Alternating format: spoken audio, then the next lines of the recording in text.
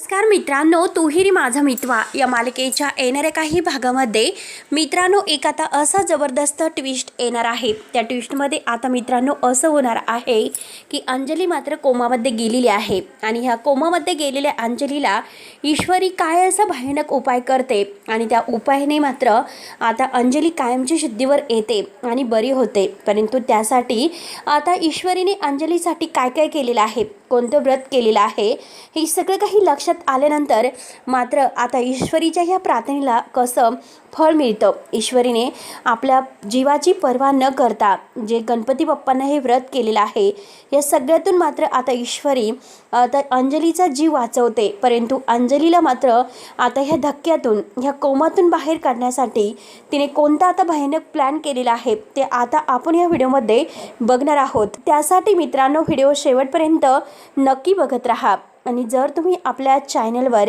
नवीन असाल तेव्हा मित्रांनो हे बघा, आता राकेशचं सत्य बाहेर आल्यानंतर आता अंजलीला एक फार मोठा धक्का बसलेला असतो। अंजलीला काय करावं तेच काही कळत नसतं, कारण आज आपल्या नवऱ्यामुळे आपण आपल्या भावाला आणि आपल्या बहिणीशी जे काही वागलो ते खरंच चुकीचं वागलो। आत्तापर्यंत आपण जे म्हणजे मामीचं सुद्धा ऐकलं, मामीचं ऐकायला नको होतं आणि अंजलीला मात्र त्याच वेळेस आता जेव्हा राकेशच्या मोबाईलमध्ये हे सगळं मामीचं सत्य सापडलेलं असतं, कारण मामीने आत्तापर्यंत काय कारस्थान केलेलं आहे आणि ते सत्य सापडल्यानंतर अंजलीची अशी अवस्था होते की अंजली डायरेक्ट बेशुद्ध होते आणि ती कोमात गेलेली असते। अंजलीची अवस्था कुणाला बघवत नसते, कारण राकेश जे काही तिच्याशी वागला आत्तापर्यंत त्याने किती फसवलं, आपल्या मुलीची सुद्धा त्याला काळजी नाही, तो तिला रस्त्यावर फेकून दे असं म्हटला तर ह्या अंजलीला एक फार मोठा धक्का बसलेला असतो आणि त्याचा मोबाईल घेऊन जेव्हा ती फेकायला जाते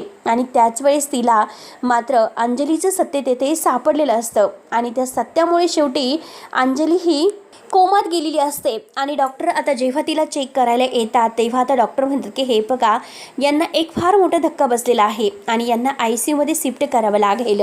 तेव्हा आता अर्णवला फार मोठा धक्का बसतो। अर्णव मात्र आता आपल्या आईला मात्र म्हणजे आपल्या ताईला तो आईच्या जागी मानत असतो आणि आता ह्या अंजलीला या धक्क्यातून बाहेर काढण्यासाठी मात्र आता काय करावं लागेल। आता ईश्वरीला खूप मोठा धक्का बसतो।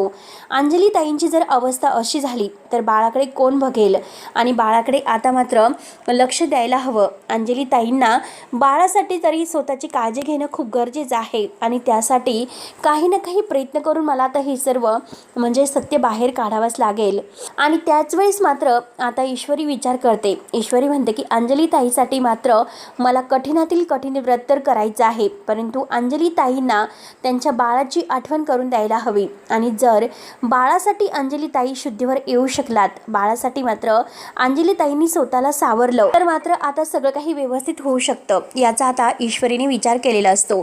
ईश्वरी म्हणते की काही झालं तरी आता मला स्वतःची पर्वा नसून दे, परंतु मला अंजली ताईंचा विचार करायला हवा, कारण अर्णव सरांचा अंजली ताईवर खूप जीव आहे, जीव की प्राण आहेत। आता रमाकांत बाबांना मला बोलायला हवं, म्हणून मात्र ती रमाकांतला फोन करते आणि रमाकांतला सगळा काही घडलेला प्रकार सांगते। रमाकांत काका मात्र घाईने धावपतच येतात आपल्या अंजलीसाठी आणि अंजलीसाठी लहानपणे जे काही तिची आई अंगाई गायची तर ते अंगाई मात्र आता रमाकांत काका हे गातच येत असतात। तोपर्यंत तिकडे ईश्वरीने मात्र अनवाणी पायनी आता अंजलीसाठी व्रत केलेलं असतं आणि अनवाणी पायनी निर्जली व्रत तिने हे केलेलं आहे आणि ती अर्णवला सोबत घेऊन मात्र तिकडे मंदिरात गेलेली आहे आणि मंदिरात गेल्यानंतर ती आता देवासमोर अगदी पेटता दिवा घेते आणि तो दिवा पेटता घेऊन हातामध्ये आता अंजली ताईच्या जीवासाठी प्रार्थना करते। देवा हे बघ, आता माझ्या अंजली ताईने कधी कुणाचं वाईट केलेलं नाही, त्यामुळे प्लीज तू त्यांच्यासोबत असं काही करू नको। तोपर्यंत इकडे ईश्वरीने रमाकांत काकांना जे म्हणजे बाबांना लहानपणी अंगाई गीत गायला सांगितलेलं असतं की जे आता बाळाचे रडण्याच्या आवाजाने आणि बाळाच्या आता रडण्याच्या आवाजाने आणि बाबांनी गायलेल्या अंगाई गीताने अंजली ताई नक्की शुद्धीवर येऊ शकतात। त्यांना स्वतःची शुद्ध हरपून द्यायला नको की जेणेकरून त्या आता आई कोमात जाऊ शकतात, कारण त्यांची परिस्थिती तशी झालेली आहे, घरातील सगळेजण खूप टेन्शनमध्ये असतात। आता हे वल्लरीला हे वाटत असतं की ही ईश्वरी नक्की मात्र तिच्या आईला निर्दोष सुटण्याचे पुरावे शोधत असेल आणि आता तिने राकेशचा पर्दाफाश केलेला आहे। ईश्वरी इतकी चलाक निघाली, मग त्याच वेळेस मात्र आता काही जरी झाले तरी शेवटी ईश्वरी माझ्यापर्यंत पोहोचू शकते, त्यामुळे मला सगळे पुरावे आता म्हणजे हे बंदोबस्त करावं लागेल आणि त्यात म्हणजे या नम्रताला असं काहीतरी मला ट्रेन करावं लागेल की जेणेकरून ती ईश्वरीच्या विरोधात होईल आणि ईश्वरी आणि तिच्यामध्ये भांडण निर्माण होऊन ती अर्णव आणि ईश्वरीमध्ये जेव्हा फूट पाडेल तरच मात्र हे सगळं काही होऊ शकतं.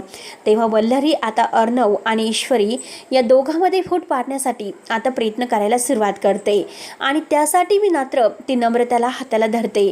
पण आता घरामध्ये परिस्थिती इतकी बिकट झालेली आहे कारण अंजली ही अगदी अजूनपर्यंत शुद्धीवर नाही आणि त्याच वेळेस आता बाबांनी गायलेल्या अंगाईमुळे आता ICU मध्ये असणारी अंजली आता जोरात आपल्या बाळाचे नाव घेते आणि जोरात बाळाचे नाव घेऊन जोरात रडते. तेव्हा अंजलीला शुद्धीवर आलेलं बघून सगळ्यांना फार असा आनंद होतो आणि घाईने आता बाबा हे रडत असतात. बाबा अंजलीच्या जवळ येतात, अंजलीला म्हणतात की हे बघ बाळ, असं म्हणजे रडायचं नाही आणि आता मात्र तुझ्यावर जी वेळ आलेली आहे त्यामध्ये तुला तुझ्या बाळाचा विचार करायला हवा. इतकं प्रेम करणारं कुटुंब तुझ्या पाठीशी असताना तू कशाला कुणाची काळजी करते?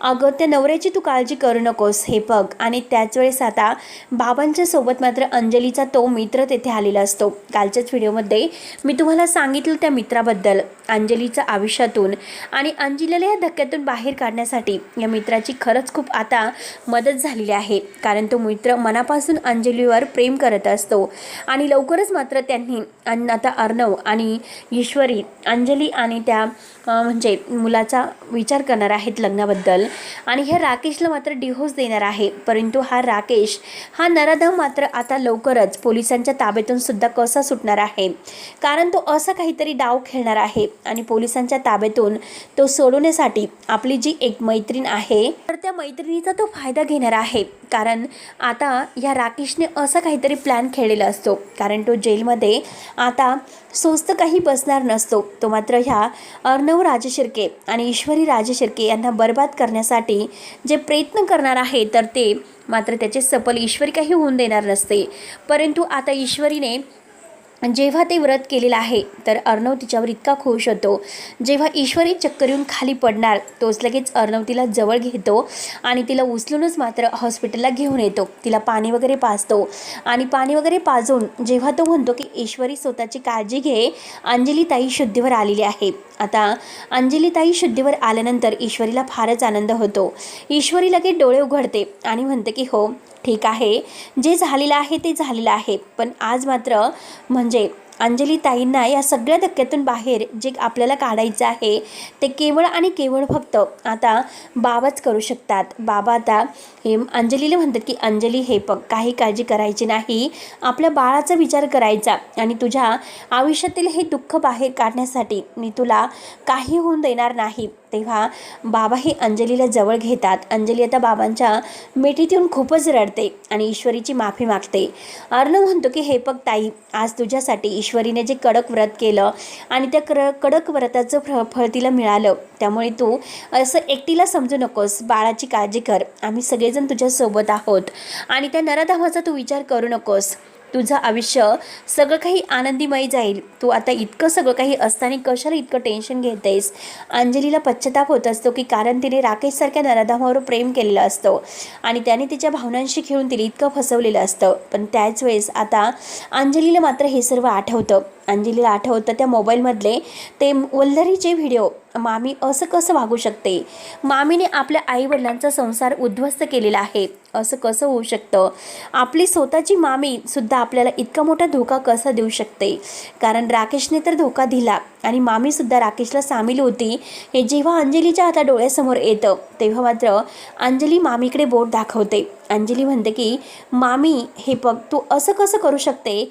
माझ्या आईवडिलांचा संसार उद्ध्वस्त तू केलेला आहे. तेव्हा आता सगळेजण आता अंजलीकडे पाहत असतात. अंजलीला काही कळत नसतं की आपण आता सगळ्यांच्या समोर जे काही सांगत आहोत. आता वल्लरीची तर बोलती बंदच होते. वल्लरी आता अंजलीला म्हणते की अंजली अगं तू काय बोलतेस? अगं आत्ता तुला तुझ्या तब्येतीची काळजी घ्यायला हवी आणि हे बघ, तू आता तुझ्या बाळाचा विचार कर, तुझा विचार कर, तू हे काय बोलतेस? तुला नक्की काय झालेलं आहे? अंजली म्हणते की मामी, मी जे काही सांगत आहे ते अगदी खरे सांगत आहे, कारण जे सत्य माझ्यासमोर आलेलं आहे तर त्या सत्याने मात्र माझी अवस्था अशी झालेली आहे. राकेशचं सत्य आणि राकेशचा धक्का तर मी पचवू शकले, परंतु मामी तू जे काही करशील मला वाटलं नव्हतं, कारण मामी हे पण मला राकेशच्या मोबाईलमध्ये असे काहीतरी पुरावे सापडले की जेणेकरून मात्र तू राकेशला सामील होती. तेव्हा हे ऐकल्यानंतर आता मामी म्हणतं की आता काही खरं नाही. जर ह्या ईश्वरीसमोर अर्णवसमोर मात्र इने सुप्रिया आणि रमाकांत सात्विकाचा संसार आपण उद्ध्वस्त केलेला आहे, हे सगळं जर काही आता ही कबूल झाली तर मात्र अवघड होईल. म्हणून आता वल्लरीला फार मोठा धक्का बसतो. वल्लरी म्हणते की अंजली हे बघ, आत्ता तू काही बोलू नकोस, तुला आत्ता गरज आहे ते केवळ आणि केवळ तुझ्या स्वतःची काळजी घेण्याची. आपण नंतर या विषयावर बोलूयात. परंतु ईश्वरीच्या सगळं काही लक्षात येतं. ईश्वरी म्हणते की नक्की अंजली ताईंना मामीबद्दल माहिती आहे आणि मामीबद्दल नक्की काय माहिती आहे ते आपल्याला लवकरच शोधून काढावं लागेल. मात्र आता अंजली ताईंना अगोदर बरं झालेलं बघायचं आहे आणि मग मात्र अंजली ताईंना नक्की काय माहिती झालं हे आपण शोधून काढूयात असं ईश्वरीने ठरवलेलं असतं. तेव्हा मित्रांनो, ईश्वरीला आता अंजली ताईंकडून एक भयानक पुरावा तर मिळालेला असतो आणि लवकरच मित्रांनो वल्लरीचा पर्दाफाश होणार आहे. त्यासाठी पुढे नक्की काय होतं हे बघायला विसरू नका. तोपर्यंत धन्यवाद.